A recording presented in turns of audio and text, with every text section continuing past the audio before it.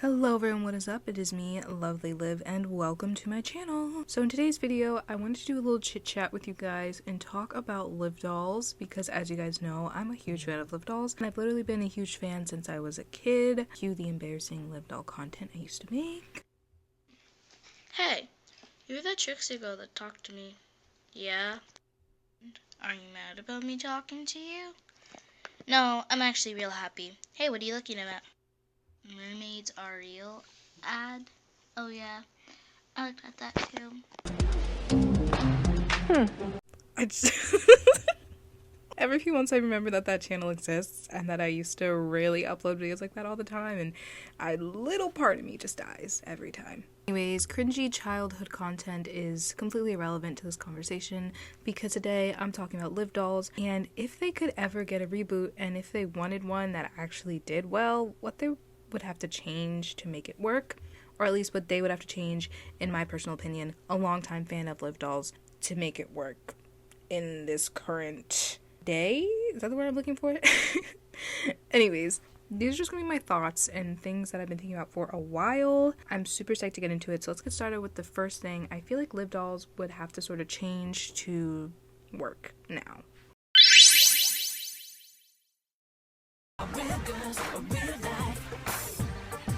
So Liv dolls is a line that came out in 2009, and unfortunately for most people who maybe were collecting dolls or are like me and remember, at that time there was of course the whole anti-Barbie thing that doll brands and adults and teachers and parents were trying to push, where basically Barbie was the devil.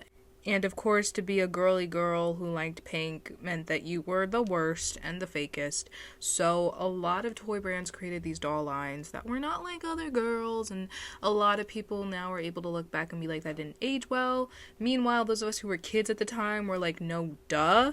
Like, as a child, I thought it was stupid. But Liv doll sort of has this little element to it where it's like, not like other girls' itis, just a hint of it. It's not as bad as other lines like, what is it, Lamley or whatever.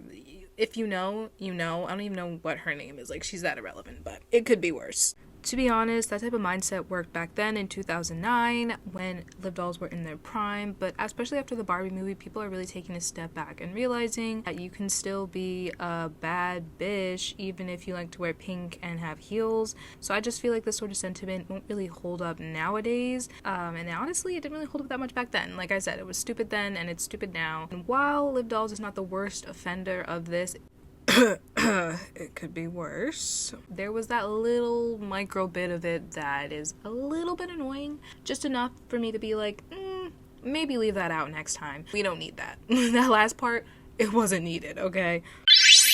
Okay, y'all, what you're looking at here is all of the dolls that they really made for Liv, and this is the entire shade range. This is about as dark as it gets. There are some darker shades of Alexis sort of variants out there. However, it's still the same character, and this leads into my next point, which is diversity. Not only like race-wise, like ethnicity and all that stuff. I'm talking about like between the dolls too. Like, there should have at least been a couple different face molds for the different dolls. Like, it don't make no sense that they all have the same face. Like, we can switch it up a little bit. If Liv dolls were to have some sort of comeback, they definitely should have a couple different face molds just to help differentiate between the dolls, because a common critique I'm seeing from people when they talk about Liv dolls is the fact that they all look the same, and I feel like adding that little element to them could really help make them seem like they were more worthwhile to buy multiples of if you're picking up what I'm putting down. Because for the most part, outside of Alexis and Danielle, the rest of them you can basically swap in and out. Like, it really doesn't matter, especially since like the wigs change. It's crazy. So I feel like some diversity between the faces and also just between the dolls that you make could really help. I know it's not technically necessary to help differentiate between dolls because other doll lines do it flawlessly, like Bratz. They all have the same face, but a lot of them look incredibly different, and that's mostly due to the makeup that they have, which Liv doll is probably never gonna have. So I would recommend a different face mold. And now for my third point, which is easily the most painful.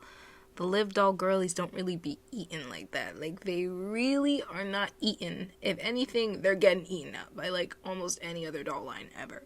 I'm so sorry. The fashions that they have for the Live Dolls are low-key atrocious. And actually, while we're on the topic right now, I do want to say something else that's sort of atrocious, that sort of has to do with the aesthetics of Live Dolls. The promotion pictures that they have are sometimes straight up inaccurate. Like, they be photoshopping them to make them look crazy. They're like adding like shoes that they don't even have in the first place.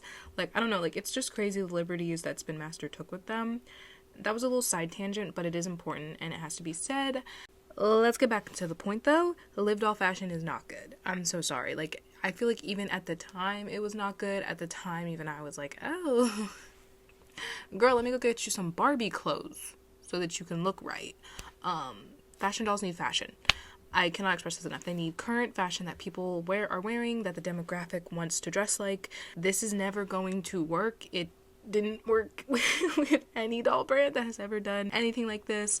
And you are not Barbie, so you cannot just release dolls with atrocious fashion and call it a day. People are not going to buy it. That's my third and also one of the most important points.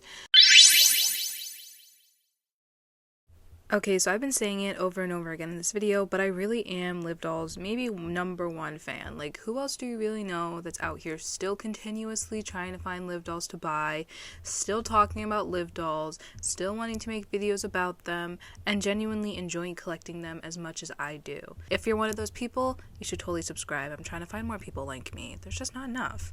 With all that being said, though, the dolls don't have a lot of character. They don't have a lot of personality, and I feel like that can be kind of upsetting. And all of this sort of boils down to, I feel like, some of the points I've been making in this video.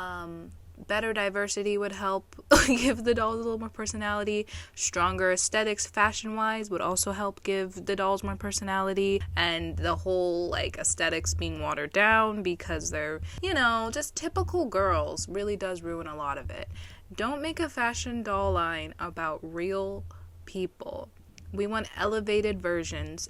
The tiny bit of personality that we get from the dolls is very, very small, and it comes in the form of these terrifying, completely uncanny webisodes that Spin Master made for the Live Dolls. When I tell you that these things are hideous and terrifying, and I, being the big Live Doll fan that I am, have not even watched all of them because my eyes started to burn halfway through the first episode, I mean it. I'm being so serious, okay? Personality matters. Having actual characters helps. It does. I'm being so serious. Thinking about all of the doll lines that I absolutely love and have such a strong place in my heart, I can't help but feel like without nostalgia, you know, the great nostalgia that I have for Live Dolls, being that they were one of the first dolls lines I ever found with posability, and that really amazed me, and I love that. But now posability isn't much of a gimmick because most dolls have it, so now you need to come up with more more stuff. You gotta add more stuff, and character is important. If you think about it, Bratz dolls are so successful. People love the characters. Barbie, all those Barbie movies, people love those dolls. Even Rainbow High to a certain extent. The webisodes aren't the best, but I can say that I've definitely bought a doll before because I watched one episode and I was like, oh my god, that girl's an icon, and I literally low-key bought her when I probably wouldn't have because her fashion wasn't my favorite. But you know what? It happens, and that's why I feel like character is important. It makes the characters more memorable. Like Ever After High, Monster High, like especially Ever After High. Like think about it, how iconic that show was and how much more iconic it made the dolls seem and feel. Like, I'm sorry, like that's crazy. Live Dolls would definitely need that. I wish that they would have more personality, more character to help differentiate between the characters. To be perfectly honest, they're all pretty bland, pretty similar. That sort of ties more into just the fact that they're just kind of boring. That's why they didn't last long. I wish that they were more interesting, not only as characters, but in their designs. And that's the main thing that I feel like Spin Master would have to change if they ever wanted them to succeed. But yeah, I think it's probably the end of my rant. I don't really have a whole lot more to say. I feel like I shared all my thoughts. This was definitely a spur-of-the-minute moment. My gosh. This was definitely a spur of the moment sort of thing. I just sort of wanted to chat and talk about this.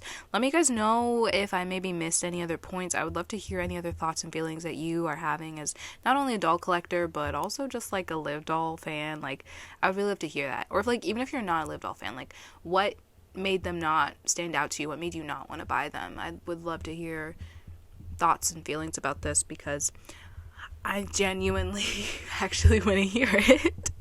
But yeah, I think that's it. Bye. If you guys did enjoy, please be sure to go ahead and subscribe and like. I will definitely be posting more Live Doll content. I'm not sure if it will be rant form in this way, but it definitely will be Live Doll content, like hauls, and I have a series I'm low-key working on. I'm kind of excited. So please subscribe. I would really appreciate it. And hopefully I will see you guys in my next video. Bye.